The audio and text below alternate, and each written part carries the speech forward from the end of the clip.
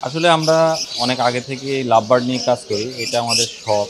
১ম এ হলো হবি, তারপরে আস্তে, আস্তে হবি থেকে এটা অনেকেই আমাদের ভিতরে অনেকে এটাকে পেশা হিসেবে নিয়েছেন। আপনি শুনলে আশ্চর্য হয়ে যাবেন যে আমাদের অনেক ব্রিডার আছে, তারা বড়, বড় গার্মেন্টসের বায়ার ছিল। তারা তাদের জব ছেড়ে দিয়ে শুধু শখের বশে কমার্শিয়াল খামার করেছে। কারণ তার শখটাকে সে তার পেশায়তে রূপান্তরিত করেছে। সেভাবেই মনে করেন যে আমিও ঠিক এইভাবেই এই এই আমার শখ থেকে আস্তে, আস্তে আমার ফার্ম বড় করি।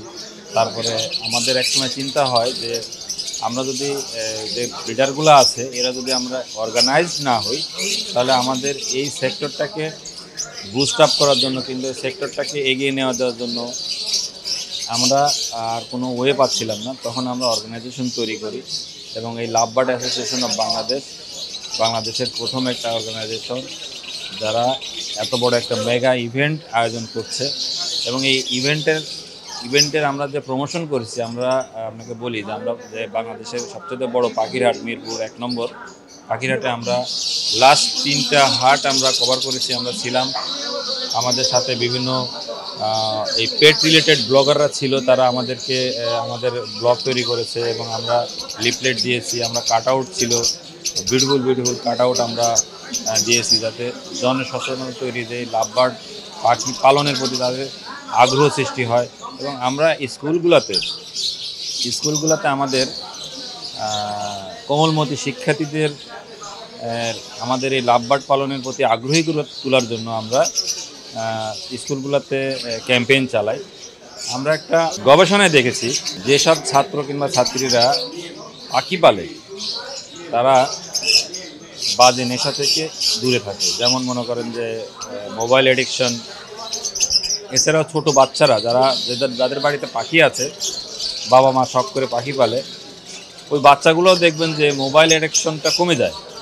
তারা ওই পাখির খাঁচার সামনে যাবে, পাখিকে সিড খাওয়াবে, পাখিকে শাক খাওয়াবে, পাখিকে খাবার দেওয়ার জন্য ব্যস্ত থাকে, পাখিটা তার ভালো লাগে এরকম আচরণ করতে থাকে। যে আমাদের এই যে মোবাইল অ্যাডিকশন থেকে বাচ্চাদেরকে, যুবকদেরকে, তারপরে ছাত্রীদেরকে দূরে সরানোর জন্য এটা আমাদের একটা সামাজিক আন্দোলন।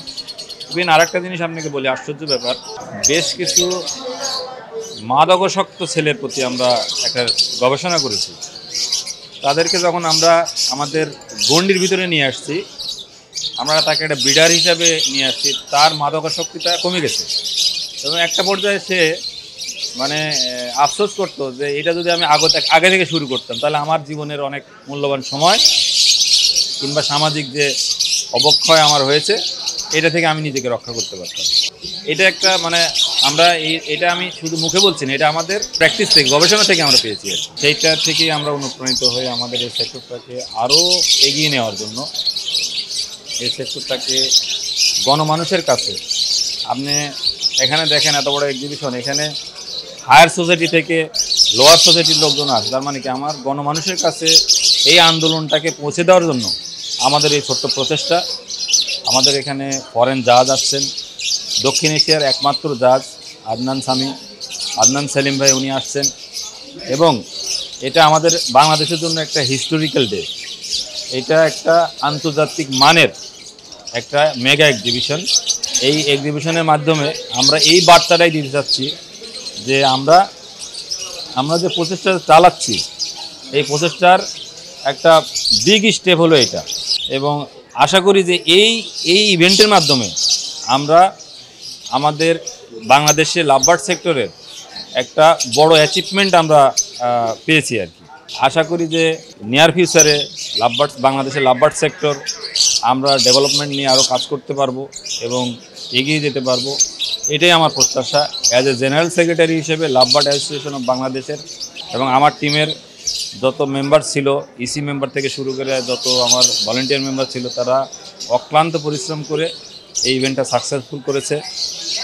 আশা করি যে আমাদের এই অক্লান্ত পরিশ্রম আমাদের একদিন মুখে হাসি ফোটাবে।